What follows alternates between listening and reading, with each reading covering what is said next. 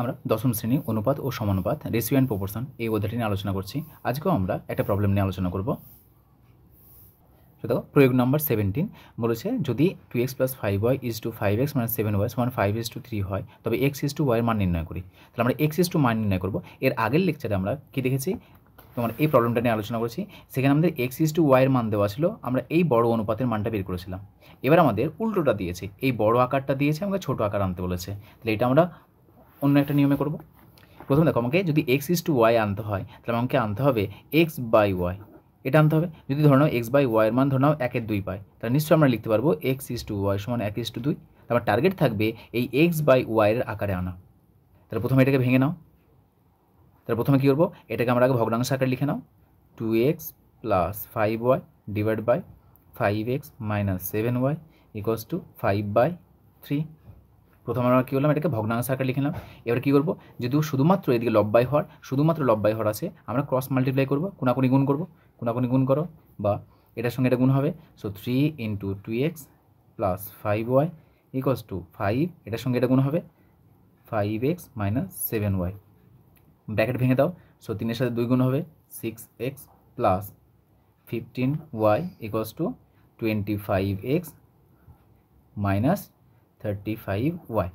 দেখো x/y যদি আনতে হয় তাহলে এটাকে শুধুমাত্র বাম দিকে x নিয়ে আসবো, ডান দিকে y নিয়ে যাবো। তাহলে বা এই এক্সটাকে বাম দিকে নিয়ে আসো, 6x - 25x = -35y - 15y।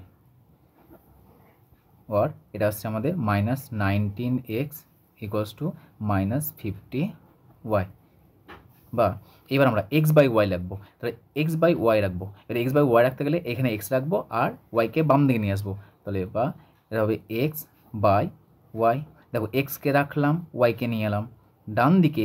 এদিকে -50 ছিল, সো -50 / এই 19-কে নিচে নিয়ে যাও, সো -19। তাহলে এক্সটাকে রাখলাম ডান দিকের, ওয়াইকে বাম দিকে নিয়ে এলাম। যেহেতু টোটালটা গুণের আকার আছে, ভাগ হয়ে গেল। অনুরূপভাবে এটা গুণ ছিল, ভাগ হয়ে গেল। মাইনাসের সঙ্গে মাইনাস ক্যান্সেল হচ্ছে। তাহলে কত আসছে, 50/90। দেখো ভগ্নাংশের আকারে আছে, তাহলে ভগ্নাংশের আকারে যদি থাকে তাহলে এটাকে আমরা কি অনুপাতের আকার লিখতে পারি। তাহলে কত হবে এটা আমাদের, অতএব x y = 50:19। দেখো x y মান বের করতে বলেছে, আমরা কত পেলাম, 50:19। তাহলে যখনই আমাদের এরকম বড় একটা অনুপাত দেওয়া থাকবে, সেই অনুপাত থেকে ছোট অনুপাত আনতে বলবে, তখন আমরা কী করবো, এটাকে প্রথমে আমরা ভগ্নাংশ আকার লিখবো। ভগ্নাংশ আকার লেখার পরে ক্রস মাল্টিপ্লাই করবো। ক্রস মাল্টিপ্লাই করার পরে তোমার এটার দিকে তাকাও, এখানে আমাদের কী আনতে বলেছে, আমাকে আনতে বলেছে x y। তাহলে x y মানে আমরা জানি x/y। তাহলে প্রথমে আমাদের টার্গেট থাকবে x/y আনার। সেই জন্য দেখো আমরা কি বাম দিকে এক্সকে নিয়ে এলাম, ডান দিকে ওয়াইকে রাখলাম। তারপরের লাইনে আমরা x/y করলাম, ভগ্নাংশের আকারে করলাম।